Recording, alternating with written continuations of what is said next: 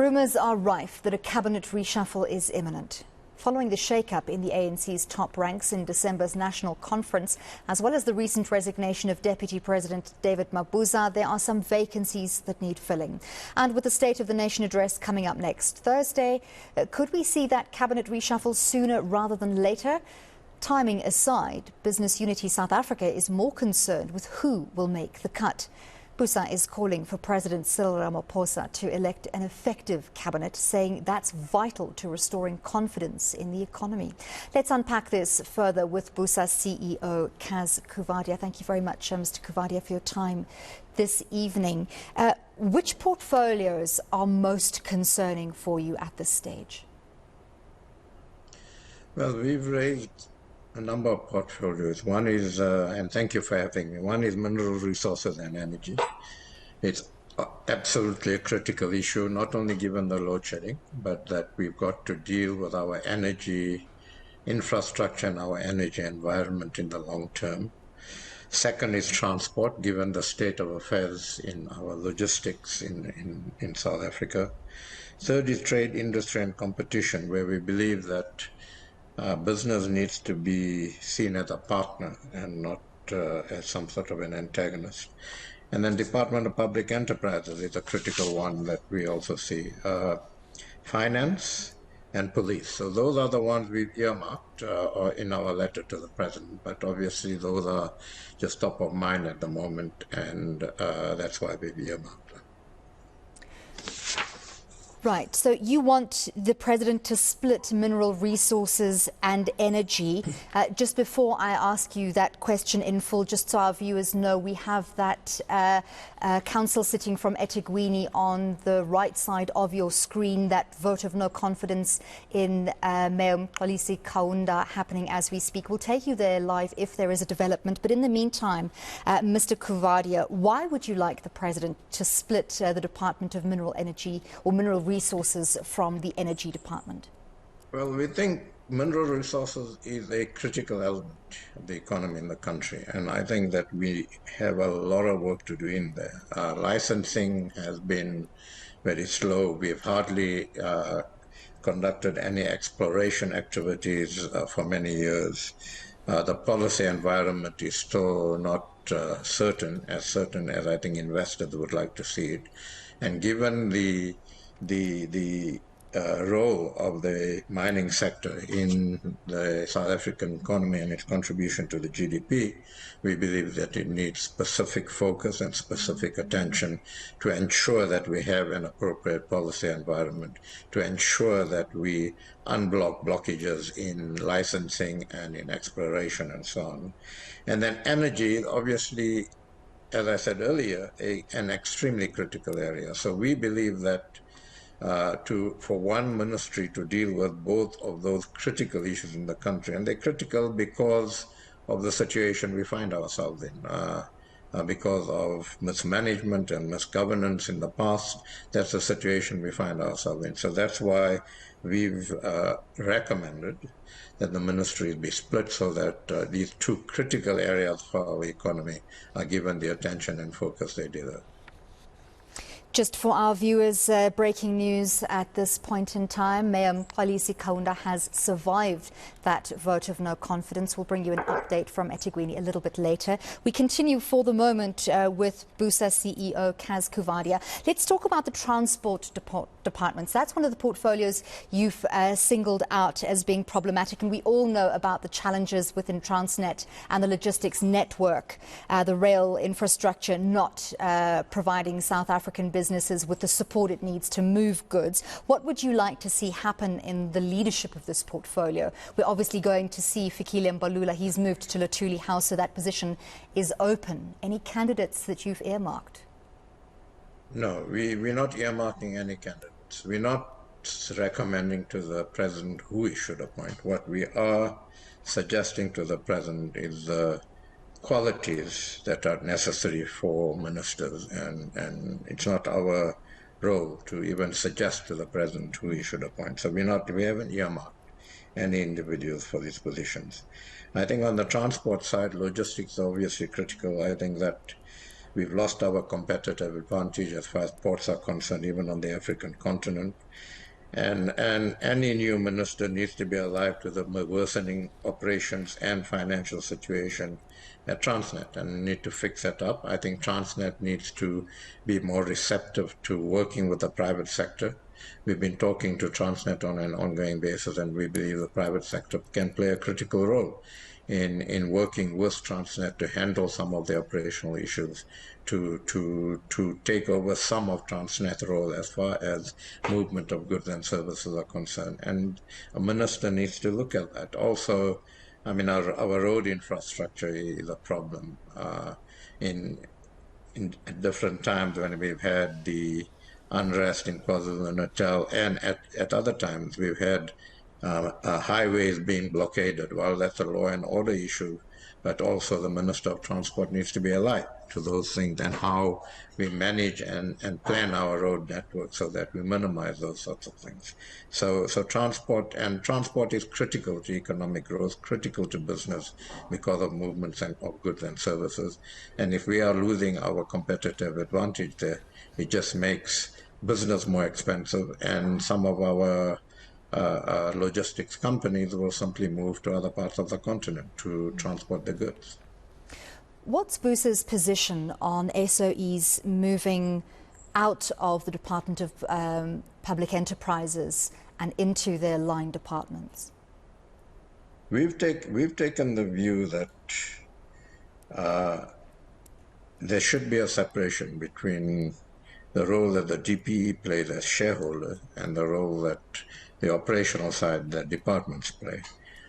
We think that given the state of our SOEs at the moment and the amazing amount of work that needs to be done to actually build confidence in them, these should be kept separate at this point in time. But having said that, we'd like to see what the government is doing about the Presidential SOE Advisory Committee and the recommendation they made about some sort of sovereign holding company to manage SOEs. And so we need a fundamental rethink about SOEs, and we believe that any minister of provincial and public enterprises needs to be alive to that, needs to work with the private sector very closely and ensure that there's firstly rationalization of SOEs. What we don't need, let's close. What we do need and what is important in the national interest, let's make sure that they govern properly and they actually operate properly. We know about the impact of crime on businesses. In the last couple of years, we've seen an incredible surge in extortion of businesses in many parts of the country. And obviously, crime has a much wider impact than just that. But let's talk about the Ministry of Police. Do you think a leadership change is in order there? Well, again, we're not going to tell the president which ministry or which minister he should change. It's not our place to tell him that. What we are recommending to the president, that the police services and under the leadership, strategic leadership of a minister, need to get on top of organized crime, because a lot of this is organized crime. The so-called business forums that actually stop construction and make all sorts of threats are organized people. They started in KwaZulu-Natal, it's now started in Gauteng. What's happening at Eskom is organized crime. And a minister needs to be alive to that and has to have the resources, the skills, and the expertise to deal with that in his team. We've got to rebuild our crime intelligence service. They fell short during the insurrection in KwaZulu-Natal and other parts of the country. We need to rebuild those, and we need to give the public and business the confidence that we're doing that. And then there needs to be greater cooperation between communities, business, and government in identifying where crime is happening, in putting together structures that can actually alert police and so on. But to do that, communities and business need to have faith in the police services and trust. And any minister in the police, the heading of the police, needs to actually build that. And this is probably, after energy, one of the most critical areas that we need to deal with, not only because of business confidence and confidence for investors, but ordinary people in our country are feeling the brunt of the lack of law and order, and essentially the breakdown of law and order in South Africa. You spoke a little bit earlier about the qualities that you would like to see the president lifting out or emphasizing in the cabinet members that he picks. And we know that leadership is only one of those skills. But what do you think leadership, the impact of leadership is on that filter down process? Because one of the things that we are lacking to a huge extent is implementation. We make incredibly good plans. We have solid policies in place, but implementation is lacking in many of our portfolios. Yeah. Talk to me about how leaders influence that implementation in your view. When we talk about leadership in cabinet ministers, we are saying that one, the minister needs to be absolutely clear that he or she will have an evidence-based approach to what decisions that are made. You don't make decisions on the hoof. You look at evidence, you do the work, you do the research, and you may take decisions on the basis of evidence. You surround yourself with good technical people, because if you don't have the technical people, you can't implement. So you surround yourself with good technical people. You be flexible as evidence changes and as the environment changes. You must be flexible, and you must be able to think on your feet and change your point of view if that is necessary in the national interest. Policy is absolutely critical, but we've seen in the last decade or so that policy becomes a liability. Even good policy becomes a liability if we don't implement. So leadership in the current crisis we have, any minister must actually demonstrate that policies are being converted into implementation, and doing that quickly, doing that responsibly, and doing that in a way that there's sound governance behind it. And then we expect ministers to have the leadership so that they recognize that they need to govern. Consultation is absolutely critical, but we can't get into consultation paralysis, and ministers cannot expect a consensus on every issue they consult different stakeholders on. You should have a time frame for consultation. You should listen to stakeholders, and then you should take a decision. So a decision taken, business might not be happy with the totality of that decision, but we have certainty and we can work with that. And we expect ministers to do that. We don't expect ministers to spin wheels in trying to get a consensus on every issue with all stakeholders. So it's those sorts of stuff that we expect to see in leaders, and that's the sort of leadership we expect. And then to ensure that the cabinet is aligned behind the president. We can't have mixed messages coming from government, from different ministers. And if that continues, then the president has got to crack the whip and hold ministers accountable. So we've talked a little bit about the kind of qualities that you'd like to see, about the kind of leadership skills, but let's talk about qualifications. Do you think cabinet ministers need to have certain minimum qualifications? Because we know that the political influence often overrides whether the person is best suited to that specific portfolio. Look, ideally, if you have a minister that has the qualifications to actually manage the portfolio he or she has been given, that's a plus. But I'm not too convinced that ministers need to have specific qualification and high sort of postgraduate degrees and so on. I think that's a plus, and that would be, I think, an asset in any minister. But what we need is a minister who understands the sort of leadership we're talking about, who understands his or her responsibilities to this nation, and understands that he or she is not in that position for their own benefit, and understands sound governance, understands the importance of, if he or she does not have those technical capability or even the academic qualifications.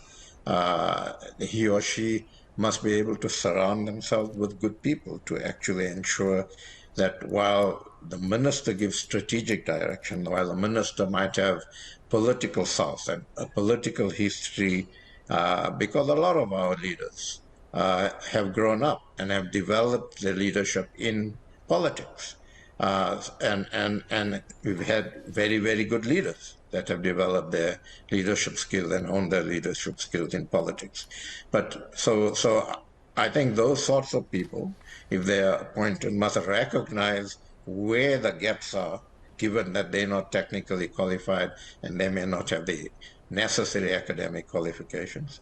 Where are the gaps? And they must be receptive to advice from outside, not only in government, from business and elsewhere, and must utilize the best available capacity in the country to fill those gaps, surround yourself with good people, and never lose focus that you are there to deliver a better condition of life to all of the people in South Africa, and that's your job. And before I let you go, I've got one last question for you. I want to find out from you. You want to see a leaner cabinet. Can you tell us where you think we can trim some fat?